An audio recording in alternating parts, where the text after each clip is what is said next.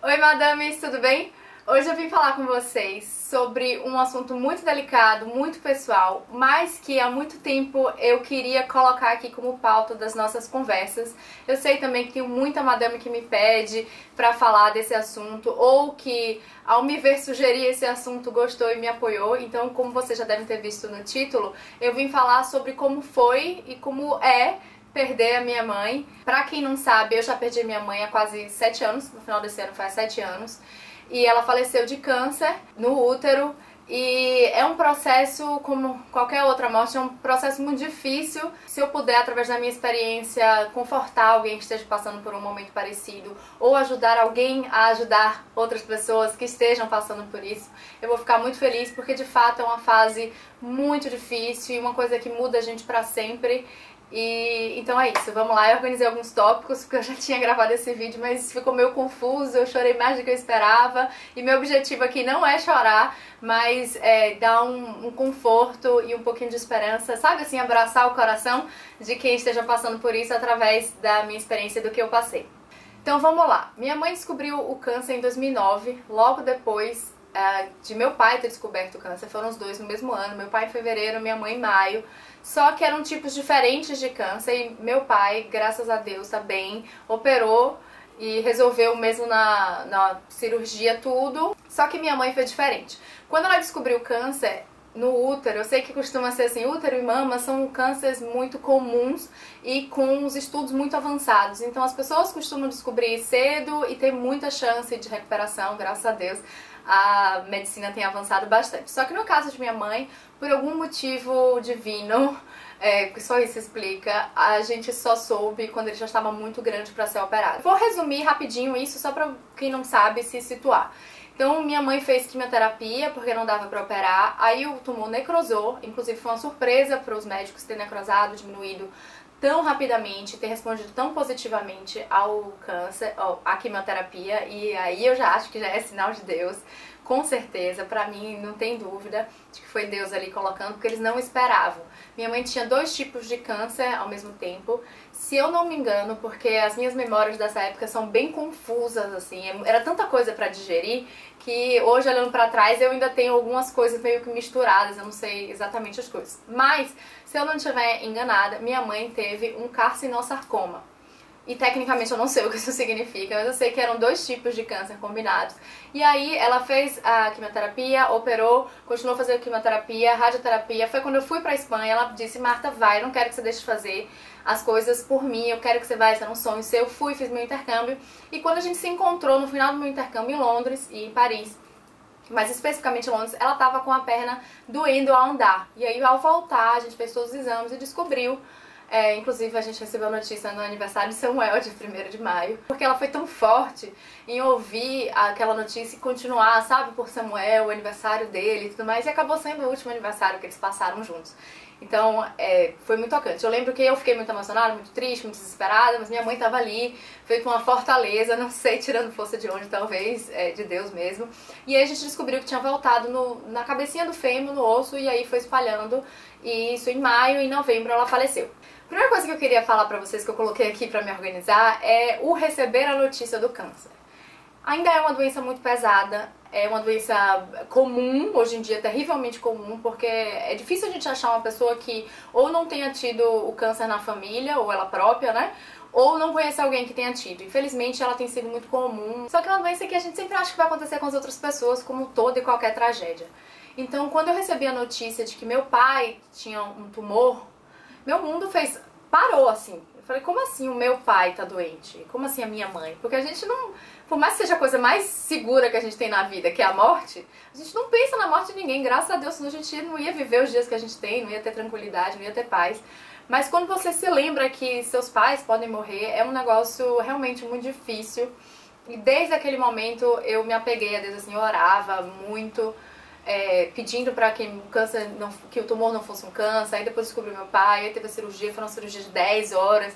Então é uma coisa muito aflitiva e é o pior momento, eu diria. Para quem tá passando por isso agora, eu quero dizer que as coisas vão melhorar. Porque pra mim, pelo menos pela minha experiência, e é o que eu tento falar para as pessoas quando eu vou confortar alguém que esteja passando por uma situação parecida, é que o começo é a pior parte. Eu digo isso porque é quando a gente não sabe ainda se é um tumor, se é um câncer, se é benigno, se é maligno, o tamanho exato, como é que vai ser, aí faz exame, não descobre, faz tomografia, não descobre, vai pra ressonância, faz PET scan, faz um monte de coisa, um monte de exame, e você, aqueles dias parece que não passam e te consomem, mas vai passar e não vão te consumir.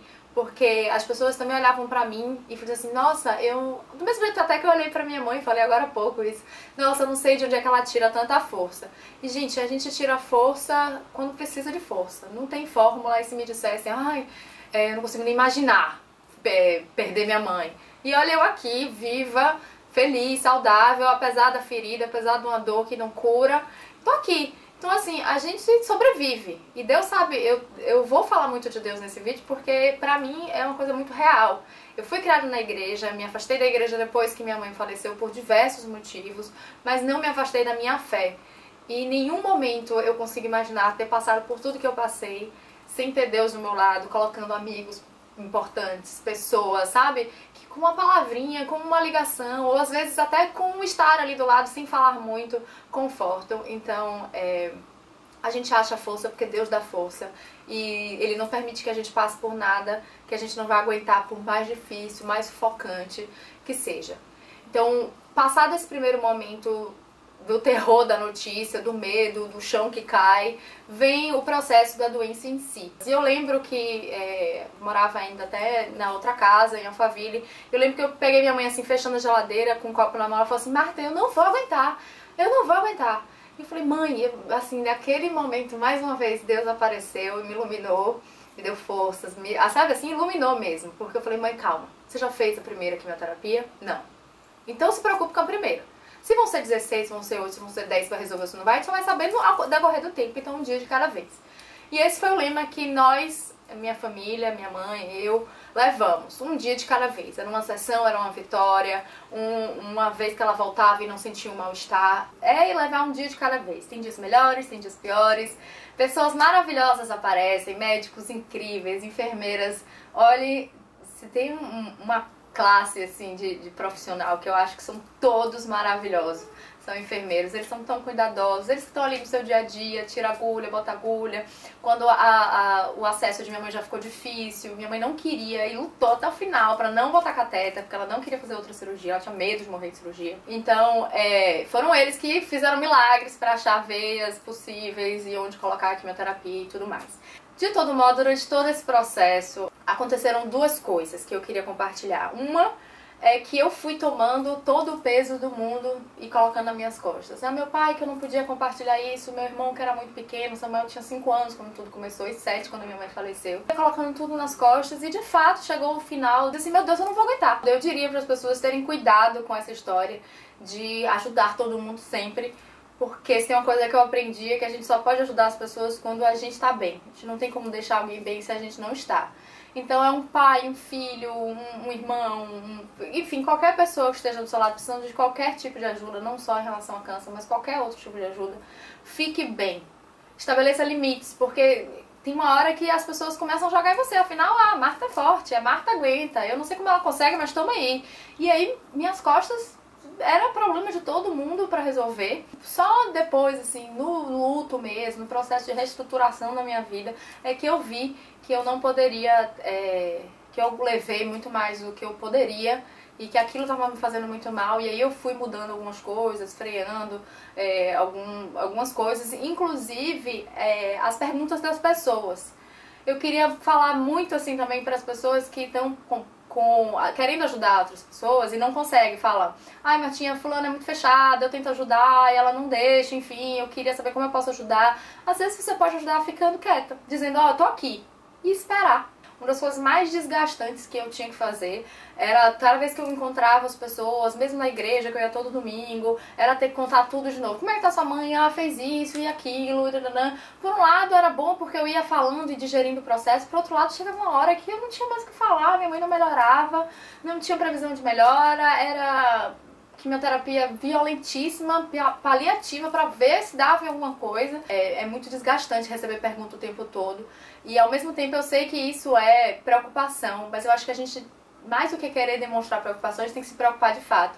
e não querer que a pessoa saiba que a gente se importa. Fica ali, ela sabe, entendeu? Demonstra seu apoio inicial e depois espera ela vir, que se ela quiser contar com você, ela vai contar. E se não quiser, não se ofenda, leve pro pessoal. Porque é muito desgastante você, dentro de todo o furacão que tá na sua vida, você ainda tem que dar conta da vaidade das pessoas em mostrar que elas estão preocupadas com você. O que veio na minha vida pós-morte, que eu queria compartilhar com vocês. E os primeiros dias são os piores. Eu lembro que meu pai chamou a gente pra dormir no quarto com ele. Mas aí eu estabeleci pra mim que na virada do ano eu ia voltar pro meu quarto, porque eu tinha medo de não conseguir voltar pro meu quarto mais, de ter medo de dormir sozinha. Então na virada do ano E aí voltei a dormir no meu quarto morrendo de medo de sonhar com minha mãe. Eu sei que tem muita gente espírita, inclusive, que apareceram pra mim dizendo assim: ah, Matinha, se você quiser, posso tentar falar com sua mãe, ver se ela quer dar um recado, porque ela morreu sem saber, a gente preferiu não optar por não falar que ela ia falecer, até por acreditar que tudo poderia acontecer. Eu nunca quis, eu sempre tive muito medo de sonhar com minha mãe, sonhar coisa ruim, não sei, ficar assustada, ver, eu brinco, eu não gosto de ver espírito, eu não tô querendo ver minha mãe, que dirá espírito dos outros, não gosto disso, não me faz bem. Só que depois, eu não lembro quando, eu comecei a sonhar muito com minha mãe, e graças a Deus eram sempre coisas maravilhosas, eram situações do tipo, ela sabia que ela tinha morrido, eu sabia que ela tinha morrido, mas era alguma ocasião especial que ela tinha vindo participar. Então era algum aniversário, algum domingo na casa de minha avó, que era muito tradicional da gente, ainda é, da minha família. E ela vinha dizer: mãe, está aqui, ela, oh, filha, você tá bem, que bom, você tá bem. Ela pegava no meu rosto assim, e tinha, né, que como ela me chamava. E aí, enfim, ela passava um tempo e depois ela morria como se ela morresse de novo nos sonhos. E aquilo, ai meu Deus, quando eu abri o olho, tinha vontade de dormir de volta e voltar pro sono e pro sonho maravilhoso, porque eu não tive a exceção de uma vez que eu sonhei uma coisa muito ruim, mas o resto eu tive sonhos maravilhosos e isso aos poucos foi me confortando. Sobre o luto em si, foi do Réveillon de 2012 para 2013. Nesse Réveillon eu tava com uma amiga minha e eu chorava e falei: Chu, eu consegui. 2012 foi um ano muito difícil, porque a família muda muito, né, quando uma pessoa, qualquer pessoa morre, mas minha mãe era uma pessoa muito importante, a gente já sabia disso, mas a gente não se dava conta de tanto que ela era importante para a dinâmica da casa. Porque eu, meu pai e minha irmã, a gente tem personalidades muito diferentes. Então, foi um baque pra gente aprender a lidar um com o outro sem estar com minha mãe. E aí as coisas foram piorando, sabe, uma bola de neve assim, veio o luto, 2010, 2012, foi uma loucura na minha vida. E ao final dele, quando eu vi que eu tinha sobrevivido ao ano, foi a única vez na minha vida que um Réveillon fez sentido. Eu chorava de alívio, porque por um momento eu achei que eu não fosse atravessar 2012 sã.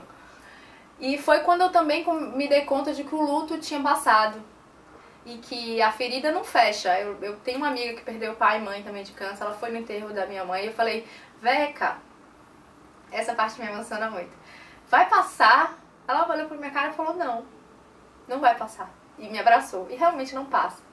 Ninguém normal se acostuma a viver sem mãe. Eu, daqui, assim, todas as vezes que acontecem coisas positivas, tenho muita vontade de contar pra ela. Eu sinto muita falta dos conselhos, porque ela era muito precisa, muito boa amiga, assim, conselheira.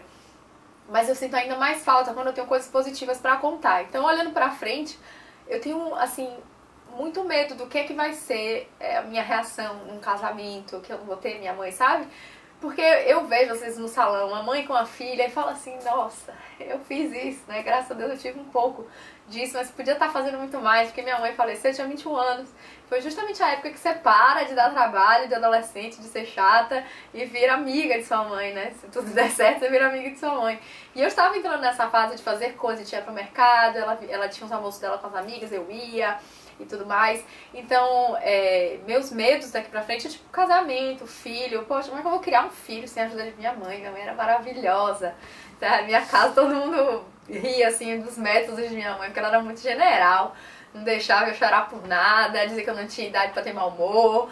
E ela era muito general, mas ela sabia criar, sabe? Eu tenho muito medo de criar meus filhos sem minha mãe, olhando aqui pra frente. Mas ao mesmo tempo, Deus tira a mãe, mas dá tantas outras pessoas que não substituem, mas que confortam, sabe? A irmã de minha mãe sempre foi, minha tia sempre foi uma segunda mãe pra mim, e eu cada vez mais conto com ela, apesar também de ver menos, né, por dinâmicas da vida, mas ela será sempre pra mim o símbolo de minha mãe, e Deus me deu também a capacidade de me abrir pra amizades. Eu não sei se eu já comentei aqui que eu tinha muita dificuldade de me abrir. Eu tinha amigas, mas eu não conseguia ser totalmente aberta. E depois que minha mãe faleceu, eu descobri que eu sou capaz de me abrir pra amiga, de ligar, passe aqui, vem aqui em casa, faça nada, sabe? De ser amiga mesmo. E isso foi tão importante. Eu conheci tantas pessoas maravilhosas na minha vida que, assim, aconteceram depois. O blog veio depois que minha mãe faleceu. Lógico que eu trocaria tudo pra tela aqui, mas ao mesmo tempo eu fico, ai mãe, o que você ia dizer se tivesse aqui e tudo mais. Então a ferida não sara, mas você aprende a viver com ela. Você aprende a ver significado nas coisas que acontecem, você descobre novas coisas a seu respeito. O meu mundo cor-de-rosa se desfez quando minha mãe morreu. Mas a dor de ver a realidade é muito grande, mas pelo menos você sabe que você está vendo a realidade agora. Então você consegue também descobrir novos significados mesmo diante da dificuldade. E esse eu queria deixar de mensagem no final, que a dor não passa. É um dia, novamente, um dia depois do outro, tem dias que aperta mais, tem dias que aperta menos. Eu sempre gostei, assim, de respeitar o meu dia triste, então tinha dias que eu estava realmente muito triste. E aí eu pegava álbum de foto, e olhava, e sentia falta, e abraçava a foto. Tem um monte de gente que eu respeito, mas que chegava pra mim, Matia, não faz isso, sua mãe não vai descansar nunca. Mas era o meu jeito, eu sempre gostei muito de falar. Vocês sabem disso. E por isso mesmo eu nunca parei de falar de minha mãe. Eu acho que é pra mim, do jeito que eu enxergo a vida. Tipo, meus avós não falam muito de minha mãe, senão eles se emocionam, é muito difícil perder uma filha. Mas eu falo de minha mãe o tempo todo. Qualquer pessoa que encosta do meu lado tem a impressão de que minha mãe está viva e eu almocei com ela ontem. Porque eu conto o caso, eu digo, ó, se minha mãe tivesse aqui, ela fazer isso, ela dizer aquilo, dou apelido, né? Eu chamo minha mãe de mãe poderosa. Toda vez que alguém faz alguma coisa pra mim, eu falo, minha mãe vai se vingar de você aí, viu? Abra seu olho. Porque minha mãe é poderosa. Então, assim, eu falo muito de minha mãe, de caso, porque é a minha forma de manter ela perto de mim. E eu acho que todo mundo que passa por isso vai descobrir a sua forma de lidar com esse problema, porque não existe. Não existe. Eu preferi falando, tem gente que prefere ficar quietinha, tem gente que prefere ir com um terapeuta. É isso, gente. Não tem muito início nem fim num vídeo como esse. Eu poderia falar mil coisas. Eu só quis mesmo abrir meu coração e poder levar uma mensagem de conforto, de dizer a pessoa não se sinta sozinha, porque infelizmente essa é uma tragédia que acontece, não é só com você. É com várias pessoas e várias pessoas conseguem superar de diversas formas, então você também vai achar um jeito seu, no seu tempo, de construir a sua vida de novo, porque eu me dei conta disso, não sei, não demorou muito não, pra eu me dar conta de que se Deus quisesse que eu não vivesse mais, que eu não aproveitasse a vida, que eu não fosse feliz, Ele teria tirado minha vida, eu teria morrido. Então, se eu tô saudável, é graças a Deus, se eu sou feliz, tenho felicidade, motivos pra sorrir, é por causa de Deus, e se eu tô viva é pra viver, porque Ele tá me dando cada dia, então cada dia eu vou aproveitar, porque infelizmente tem gente que não pode mais aproveitar dessa mesma forma. Madames, eu abri meu coração, graças a Deus consegui chorar menos, me emocionei bastante, mas porque é um assunto querido, é uma delícia lembrar de minha mãe e poder compartilhar um pouco disso com vocês. Também é uma alegria, apesar dos meus olhinhos cheios de lágrimas, eu espero que tenha servido pra vocês. E madames lindas que estejam passando por uma situação parecida, Deus é com vocês, acreditem. É tudo que eu posso dizer, eu não posso dar outra solução porque essa foi a única que me apareceu, é a única que eu sei, é que Deus está no controle de tudo. E mesmo quando o mundo todo parecer de cabeça pra baixo, Ele tá com você, ore e peça que Ele tá juntinho, tá bom? Beijo!